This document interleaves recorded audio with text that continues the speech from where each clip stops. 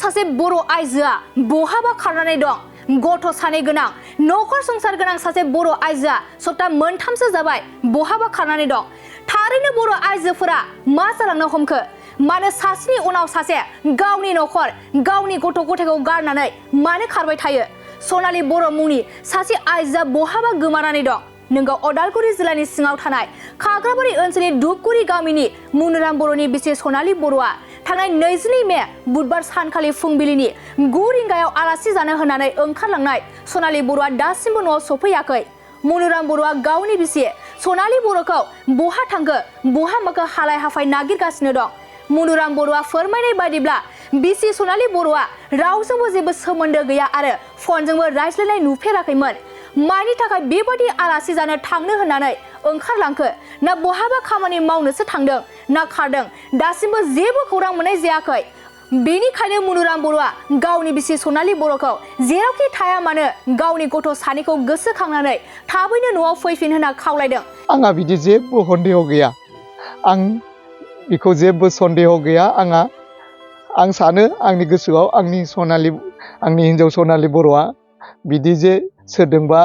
खारफालांदों सोरजोंबा रं नाम्बारजों थांफादों आंहा बेयाव जेबो सन्देह गैया दङ बियो बबेबा खनायाव बा खामानिफोर मावदों होननानै आंनि गोसोआव दासिमबो लागि साननाय फैयो आरो 5 बोसोरनि उन्दै गथ'आ बिमाखौ नागिरनानै गाबबाय थायो थाबैनो फैफिन बिमा थाबैनो फैफिन होननानै फोरमायदों मुनुराम बर'आ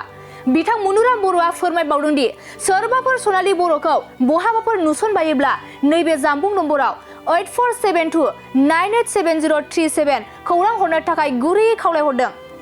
खुलुमबाय आंनि मुङा मुनुराम बर' आं अदालगुरि डिस्ट्रिक्टनि लासिया आंनि पानिसिलि गामिया धुपगुरि थाइगिरबारि आंनि हिन्जावा थांनाय मे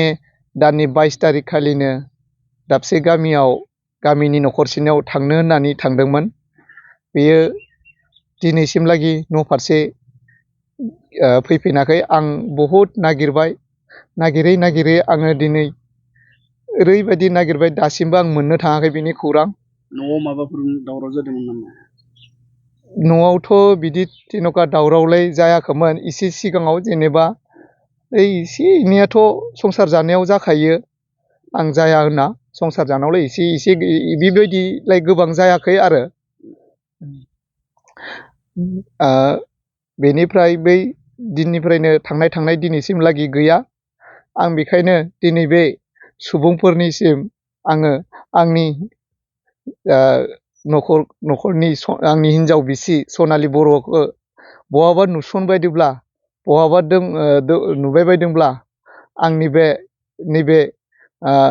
स्क्रिनाव होनाय नाम्बाराव जे फन खालामना खोन्थाहरनो आङो रादाब नायगिरिफोरखौ खुलुमहरो जिहेतु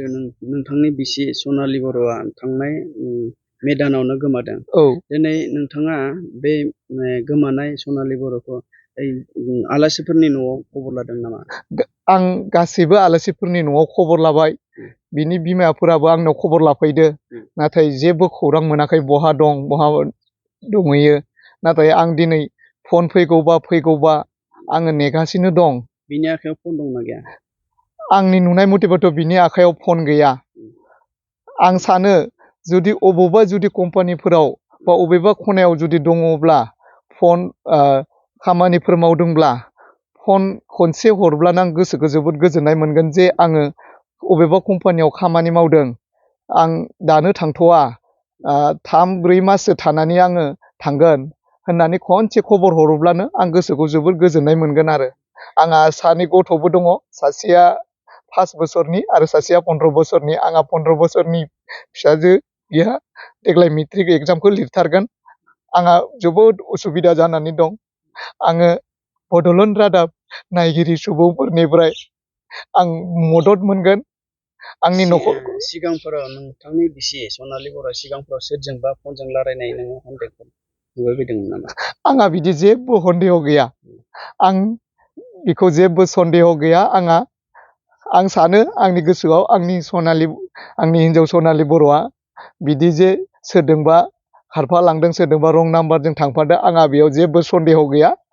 दङ बियो बबेबा खनायाव बा खामानिफोर मावदों होननानै आंनि गोसोआव दासिमबो लागि साननाय फैयो आरो दा मा बुंनो खालामो आं बेखौनो खावलायो फैफिन बिमा नोङो जेराव दं फैफिन नों नोंनि गथ'खौ साननानै फैफिन नोङो नोंनि गथ'आ दिनै सासे गेदेर फिसाया एग्जाम लिरनो गोनां दंथारो बिनि फिउचारखौ नों नाहर बिमा नों जेराव दं फैफिन आरो अबेबा कम्पानिफोराव दंब्ला आं खामानि मावदों होननानै आंखौ दिनै खनसेबाबो फन हर आं मिथिगौ नोंनि आखायाव फन गैया अब्लाबो नों लोगो सोरनिबा लोगोफोरनि दंब्लाबो खनसेब्लाबो फन हर सानफ्रोमबो गथ'आ सोङो आंना उन्दैया आइया माला फैगोननो बाबा आइया माला फैगोननो होनना बुङो आं बुङो बिमा आलासि जानो थांदो आइया फैगोन होनना बुङो आं फुङावबो नागिरो आइया फैबाय होननानै सोङो आं मा बुंगोन जायो बिमा नों अननानै फैफिन बिमा प्लिज अननानै फैफिन बिमा नोङो आं नोंसोरखौ खुलुमहरो अबावबा नुदोंब्ला आंनो आंनि बे होनाय नाम्बाराव आंनो खनसेब्लाबो फन हर आं नोंसोरनो आंनि थाखाय आंनि न'खरखौ गोजोन खालामगोन होननानै अबावबा खनायाव दङब्लाबो नुदोंब्ला आंनो खनसेब्लाबो खोन्थाहर नोंसोर आं बड'लेण्ड रादाब नायगिरि सुबुंफोरखौ आं खुलुमहरो खनसेब्लाबो नोङो फन हरनानै आंनि न'खरखौ नोंसोरनि मददावनो गोजोन जाफिनथोंसै आंनि न'खरा गोजोनथाव खौरां नोंथांमोननि थाखाय लानानै फैदों MRM मेम'रियेल हस्पिटालाव गोबां बेमार फाहामथाय होनायनि खाबु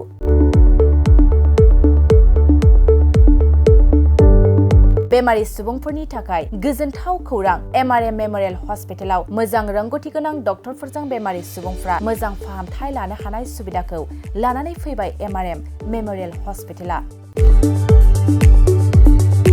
क'क्राझार सहरनि पुलिस पइन्ट आरो अमश्री हटेलनि साखाथियाव थानाय बयजोंबो मिथिसार जानाय MRM मेम'रियेल हस्पिटाला गोबां फेसिलिटिस खाबुफोर फोसावदों MRM मेम'रियेल हस्पिटालनि फेसिलिटिफ्रानो जाबाय critical care medicine emergency medicine paediatrician pathologist general medicine diabetologist OBS and gyno cardiology general surgeon neuro surgery advance laparoscopic ENT surgery department ophthalmologist surgical gastroenterologist neuro psychiatry onco surgery department dermatologist orthopaedics residential medical officer inter facility unit physiotherapy radiologist histopathological department urologist emergency department CT scan X-ray pathology department vaccinator department आरो MRM memorial हस्पिटालाव 24 घन्टा जेब्लाबो खुलाय थागोन लांलाय लाबोलायनि एम्बुलेन्सनि सुबिदायाबो 24 घन्टा थागोन गोबां मिथिनो थाखाय नैबे 9854081948 93655020048 जानबुं नाम्बाराव फन खालामनानै